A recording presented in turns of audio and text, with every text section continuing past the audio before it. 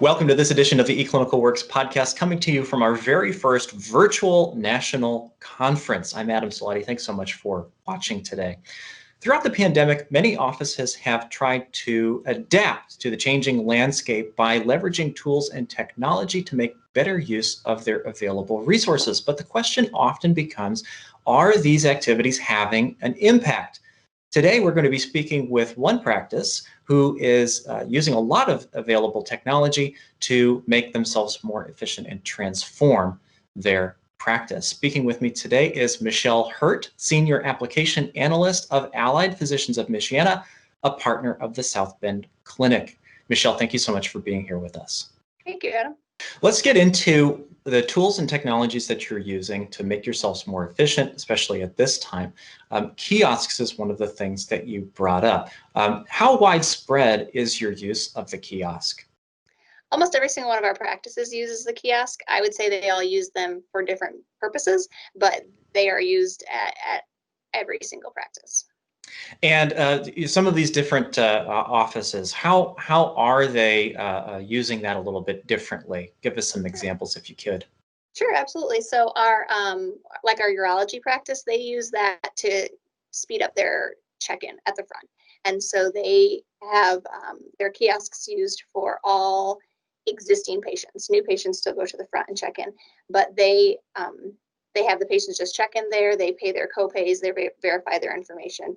That information. And then at some of our other practices, like our ortho practice, they use the kiosk more to help with the clinical side of things. So they use that a lot for patients filling out questionnaires. So that way, that information can flow right into their progress note for the visit. So that way, the patient has to fill out maybe their patient or their new patient history, but also we have the Kiosks measures, which are for the hip and knee. So that way, every single visit, they're rating their scores so they can see the progression as to how that patient is improving or declining with those surveys. Certainly, and there's a lot of flexibility that's available with that tool too. You can set up questionnaires linked to particular visits and particular providers and facilities. So, like you said, if your ortho group is on the same database as your a pediatric group or OB group, they can each have their own questionnaires linked to their particular visit types so that patients aren't confused about what to fill out. What has the reaction from your practices been for the use of the kiosks? Sure. I think that I'll go back to our ortho practice again. They absolutely love it because so much of what that clinical normally would have to either have that patient fill out on a piece of paper and then they're going to have to just then repeat it into the system, or having to ask that patient. It's just a lot of manual work. So if you can just have the patient kind of just do it right on the kiosk, it saves them a lot of time. So they use it for every single visit, every single patient. They hand them the kiosk, so they kind of don't have a choice to fill it out there. And it's to the point where we had one day where the kiosk wasn't working and they like didn't know what to do. Oh my gosh, we can't continue because our kiosk isn't working. And I'm like, well, you can still ask the patient these questions. You don't have to rely on that kiosk. So I would say for that practice, they absolutely depend on that. They use it 100% of the time. And then we have another practice where they tell the patients, new patients, to do this on the portal and to do those questionnaires either on the portal or on the kiosk. And then when the patient comes in and actually does it, the back office is so excited. They always feel like they just won the lottery because that patient actually did it and they saved them all that time and it goes right to where they need to go. So I think it's interesting to see the different ways that the practices use it, but overall, everybody just loves the kiosks. Another tool that can facilitate efficiency and workflows is the HEDIS analytics to track quality measures. Now, you're using this in your pediatrics practice. Tell us a little bit about which measures you're tracking and what impact that's had.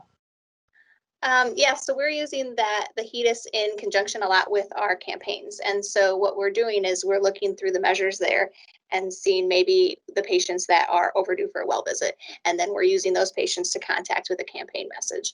And so the office told me at the end of the year last year, they were actually really, really shocked at how few patients they had to contact because those patients had already been contacted and either scheduled an appointment or other things were done on the back end because of just checking that HEDIS dashboard and then using those reports that are already there to send a campaign message. That's excellent. Yeah, and the HEDIS analytics do have a built-in integration with Messenger, of course, so that when you find your non-compliant patients, you can easily send them a message. What was the alternative? What were you guys doing before to try to stay on top of these well visits, and how did that work? They were sending letters, which was very labor intensive and not really that effective. And there wasn't a good way to track to see how many patients actually responded to those. So it wasn't a great system. And then usually what ended up happening is in December, they had a lot of phone calls to make. So I think it just made everybody more efficient, and it's seamless because the practice doesn't send the campaign messages, I do, and they don't have to do anything. Oh, that's excellent. They've taken that off their shoulders there and leveraging the team. That's great. Excellent. Now, you mentioned a few times there the campaigns that you're using. And of course, that's the big topic that we wanted to talk about today. You're doing a lot of analysis on your outreach and your messaging to make sure that that has been effective for your practice. So give us an overview. What are you doing there to make sure that that is having an impact? Yeah, so we send campaign messages for flu shots, for well childs, and for annuals to our OB patients and our GYN patients. And so what I do is I use registry. I run a report, and I'll look. Let's say I wanted to run to see how many patients are due for an appointment in November. So I would run anybody who had an appointment last November at that practice with that visit type, and then I would, do a subset not for anybody who hadn't had an appointment since then. And then all those patients, I would go ahead and send them a campaign message and let them know that they were due for their annual. And then after I send that message out, I start tracking that. So I have an EBO report that I run to show me any patients that have scheduled appointments for those specific practices with those visit types. And I will see, of those patients that were scheduled, did any of them receive a campaign message? And if they did, then I just pull those patients over and I track them. So I'll wait for that appointment to actually be kept, and then I'll see what the charges were, and then I'll wait for those charges to be paid, and I'll track all that to actually show from the very beginning to the end if it was worth it. So when I was presenting this to our offices to do this, I obviously, I thought it was a great idea, but I wasn't sure. So I would track it to make sure that the ROI was there, that it was effective. And it's amazing how effective it was. In the very beginning, I would send out my campaign message, and almost immediately I'd run my EBO report to see how many people scheduled. And I would look and I'd see, okay, this person received a message at 10 o'clock and they scheduled an appointment at 10:07.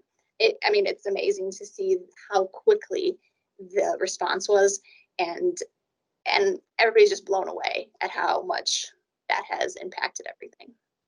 Yeah, and if you're, like you said, you used to do some outreach with letters. You'd print out the letter at 10 o'clock and it wouldn't even be in the mailbox by 10:07. So now you've got a big impact there in terms of improved communication. That's excellent. Now, you've been able to track all of that success with some of the information available in eCW. You're using the registry, you're using your EBO reports, you're keeping track of things that way.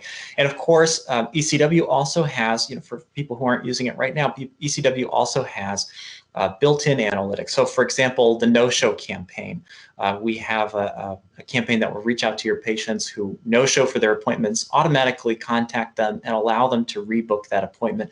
That of course has built-in conversion rate metrics, but it's really nice, Michelle, to see that you've kind of taken that one step further and translated that into the impact on revenue, which of course allows you to keep offering these services and things like that. We're so grateful you've been able to share all of that great information with us. I think it's going to inspire a lot of practices to look more closely at what they're doing and the impacts that they're having. Thank you so much, Michelle, for taking the time to be with us today. Thank you, Adam. I appreciate it. Well, if you'd like to learn more about any of the topics that we discussed today, you can speak with your strategic account manager or visit my.eClinicalWorks.com, where we have documents and videos and, of course, eCW University to help you get up to speed on all of the tools and technologies we offer. And don't forget to check out our other podcast episodes on iTunes, YouTube, and my.eClinicalWorks.com. For the eClinicalWorks podcast, I'm Adam Salati. Thanks for watching.